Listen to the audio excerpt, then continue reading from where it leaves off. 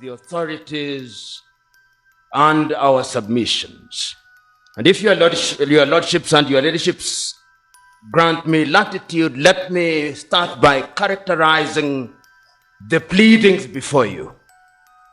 You will note, number one, that the pleadings before you suffer from lack of focus and particularity. Number two, you will note that if one was a legal Puritan, the main affidavit by the Honorable Raila Amolo Odinga is actually a defective affidavit. My learned teacher, Rose Naroji, is here. You cannot start an affidavit with "we." I'm simply characterizing that affidavit. Number two, you will note that the affidavits offend Order 19, Rule 1 of the Civil Procedure Rules. The affidavits are full of hearsay. And I want to submit that Article 159 is the refuge of those who are on a fishing expedition. I'm inviting your lordships and your ladyships to examine those affidavits to their full effect. Number two, I want to be in a position to characterize what animated the petitioners to file this petition. And I'm submitting to you that this petition is an afterthought. I don't have enough copies, but I will take you, if you permit me, to the foundational reason given by the principles of the political coalition called NASA, and read on the 15th of August by the Honorable Raila Amolo Odinga. This is what the Honorable Raila Amolo Odinga read. We had said we will not go to court, but with the raid on civil society and determination to silence all voices that could redress illegal, like AFRICOG and Kenya human rights, we have now decided to move to court. But the pièce de résistance is this. Our decision to go to court constitutes a second chance for the Supreme Court to use this to redeem itself. That is the basis upon which I'm locating my case and justifying why this particular case is here. Just a minute, Mr. Lumumba. Yes, Mr. Orengo? So speechifying and oration. You should tell us where that statement comes from and whether it was correct on record. My Lord, this is a statement that is in the public If domain. it's not on record. Mr. Orengo, you will notice that we have been very, very patient. Mr. Lumumba is looking at the clock. He has the minutes. As soon as, if he goes on a tangent, as soon as the time runs out, you will ask him to sit down. Absolutely. And I'm not going on a tangent. So that your lordships and your ladyship, that is what animated this case, and that is the reason why the pleadings are the way they are. And if you look at the submission that have been made, the first submission is made by the Honorable James Orengo. And the Honorable James Orengo refers you to Article 1 of the Constitution in response. He says that this petition is essentially a petition of the people of Kenya. We are submitting to you that this is a petition by two petitioners about an electoral result. And that therefore, when you are looking at this petition, the question to ask is whether your petitioners have satisfied the requirements of the law in proving their case. And we have demonstrated, the submissions have been made to demonstrate very clearly that there is no case that has been proven. My lords, you will note that in the submissions made by the Honorable Orengo, he submits that a number of votes that have been cast, and this is also shared by Paul Otiende Amolo, that out of the 15 odd million votes, only 23,000 of them are in doubt. My Lord, the maxim of law used to be de minimis non curat lex. Professor Zhuang taught me that, and he'll remember. Of small things, the law knows no cure.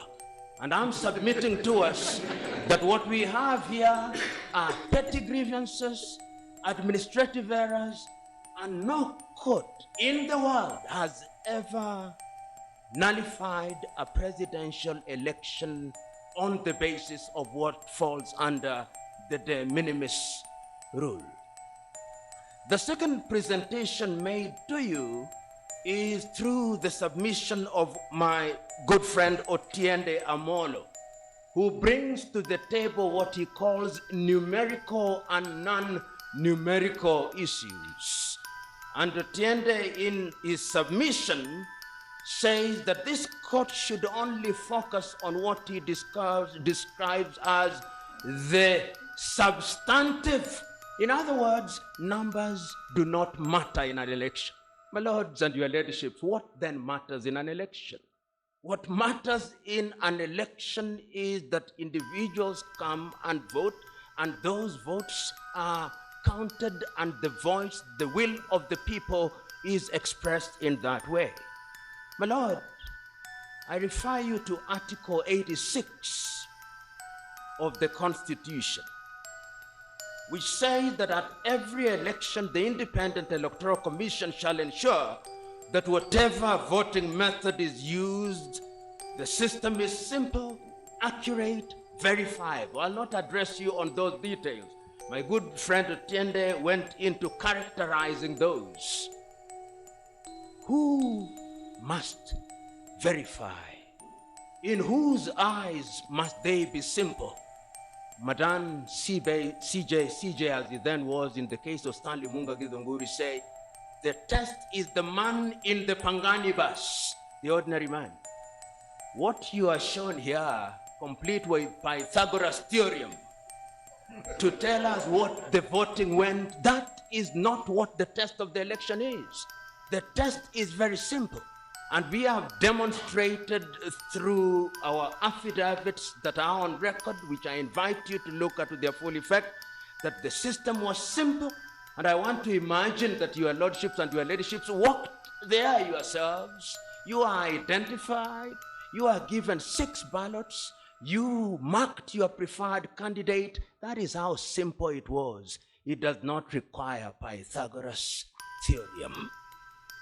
My Lord, after the Otiende had talked about given us the Pythagoras theorem, we had Okongo Omogeni's submissions.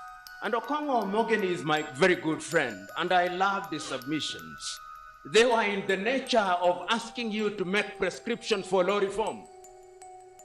That is not what you are here to do, and your lordship was very correct in telling him that that is at a forum to which he will belong after he's sworn in. In other words, what is before you is the determination of this petition on the basis of the prescription of the law, not on the basis of law reform issues. My good friend Mutaha Kangu was even more interesting and amusing. The thumb rule, never quote yourself. Mutaha Kangu, in his submission, quoted his book, quoted the writings of Waikwa. Those are opinions of individuals. Those are not things that should guide this court. And I'm submitting to us that on the evidence that has been adduced before you, and every allegation has indeed been answered blow by blow, the test is as found in Article 83 of the Constitution and the 2013 Raila case. It is noteworthy that you are referred to an 1872 English statute, that is the Ballot Act. I'm submitting to us that this court, and I want to submit to your lordship that when this court is sitting in determination of a presidential election, your jurisdiction is sui generis. Sui generis because you are sitting as a court of first and last instance. And therefore, when you exercise your jurisdiction, it is actually an insult to you to be asked to look at a statute that governs county elections in the United Kingdom. I'm submitting respectfully that you ignore such invitation. You are then taken by Otiende Amolo into what he described as the standard of proof. And this was also addressed by my learned friend Mutaha Kangu. And Mutaha Kangu made a very amazing proposition that the duty of the petitioner is to establish a prima facie case. And that once they establish a prima facie case, then the burden shifts. Nothing, respectfully, your lordships and your ladyships, can be further from the truth. The truth is, and this is the rule of the thumb, he who alleges must prove. And I'm submitting to you that your petitioners have made allegations, they have made many things, but they have not proven anything. My lord, you are then taken to the case that has now been cited ad nauseum, the case of Maina Kiai. And it's instructive that when my good learned friend and my student Antonio Luoch showed the video stopped at a very convenient point where the late Musando said, and the chairman cannot vary the results. That's where it stopped. And the Honorable Justice Ojwang asked the question of what evidential value.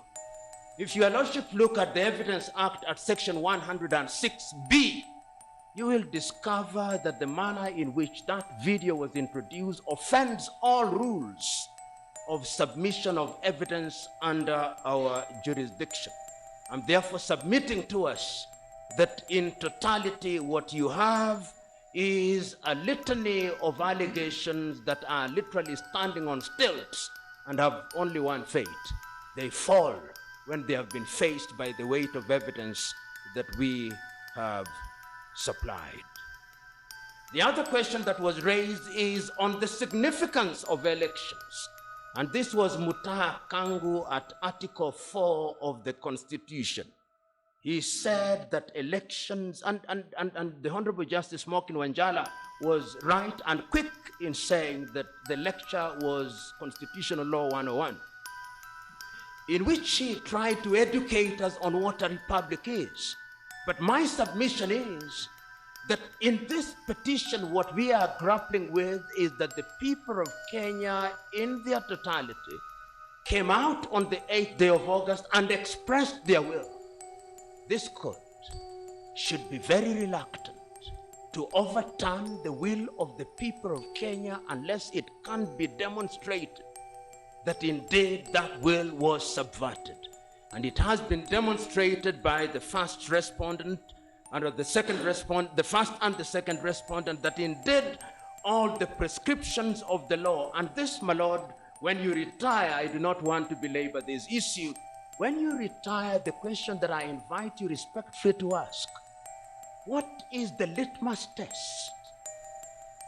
And my lords, when you look at our list of authorities, which has a number of authorities which I'll not take you through, it was filed on the 25th day of August, the year 2017, with a total of 30 authorities. The first authority is the Constitution. And what we invite your lordships and your ladyships to do is to look at the Constitution and ask the question, did this election satisfy the prescriptions of Article 81? And in my respectful submission, it did. Did it satisfy the prescriptions of Article 86? And in my respectful submission, it did. And once you've looked at the Constitution, the next question that you will ask yourself, that when you look at the enabling legislation, did it satisfy those pieces of legislation? Did it satisfy the regulations? And the answer is that it did. And when you arrive at that finding, the only decision that I invite you to arrive at is that the people of the Republic of Kenya on the 8th day of August did express their will, and the first and second respondent did midwife. Remember, your lordships and your ladyships, ours is midwifery. We delivered a baby. That baby is alive and well. You are being asked to strangle the baby. Decline the invitation. Decline the invitation because the baby is alive and well. The next issue that we want to submit on as I draw to the conclusion, because I want to be very pointed, is to draw you to our own submission. My Lord, I've always said that when one wants to submit for too long, it tells you that there is actually no case. That which is clear is stated in a very brief manner. My Lord, if you look at our own submissions, which submissions were filed, dated the 25th day of August this year, we use the submissions to address all the issues that are germane to this petition. And I want to draw your attention to pages 2 through to pages 3, paragraphs number 5. Paragraph number 5 is important because it captures the essence of our case and simply tells us that the election of a president is a process. It is not an event. And if you look at the totality of the process, you will discover that this process is a process that satisfied the requirements of the law. And we have demonstrated at the point of identification, at the point of result, the point of counting, the forms 34, forms 34A, B, C, and D, up to the transmission, and we have demonstrated beyond peradventure that indeed this was an election that complied with the law. My Lord, I also want us to look at in our own list of authorities on pages 8 through to page 11. You will discover that those are the pages that deal with the entire process. And it is worth noting that your petitioners, through their agents or through their sympathizers, have before this date litigated every aspect of the election. That is in the public domain. Every aspect has been litigated, including the procurement of ballot papers, including submission, including the transmission of results, so that as we come here, if one were to use the word res judicata loosely, I will not. I would say that these issues are res judicata, but I will not say that, knowing that your jurisdiction is sui generis. So the totality of our submissions, your lordships and your ladyships, is that we have demonstrated through the various affidavits that this petition is destitute of merit. And because it is destitute of merit, it should suffer only one fate, the fate of dismissal.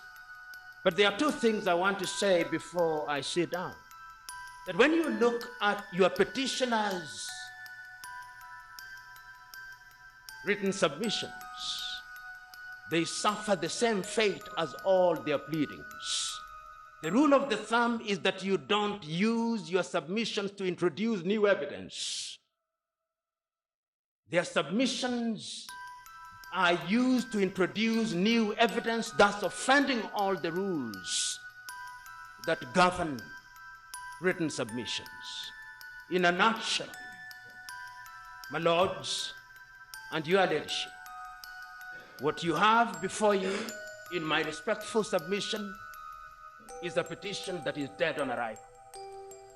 What you have before you is a petition that is replete with speculation, is a petition that does not have the evidential weight that is worthy of overturning the election that was conducted by the first respondent and its chairman, the chairman of the IEBC.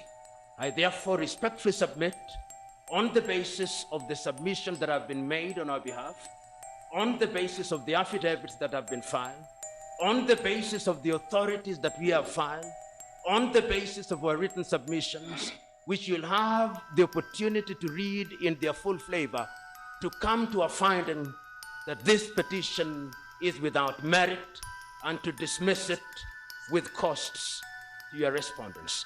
Those are my respectful submissions. Unless your lordships and your leaderships want me to clarify anything, I beg to sit down.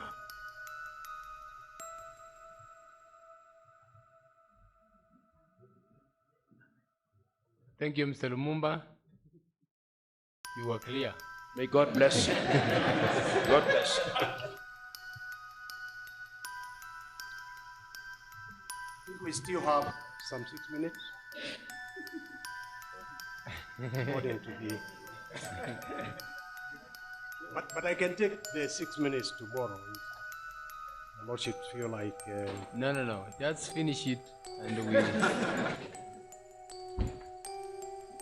my lords, just to wrap up, allegations made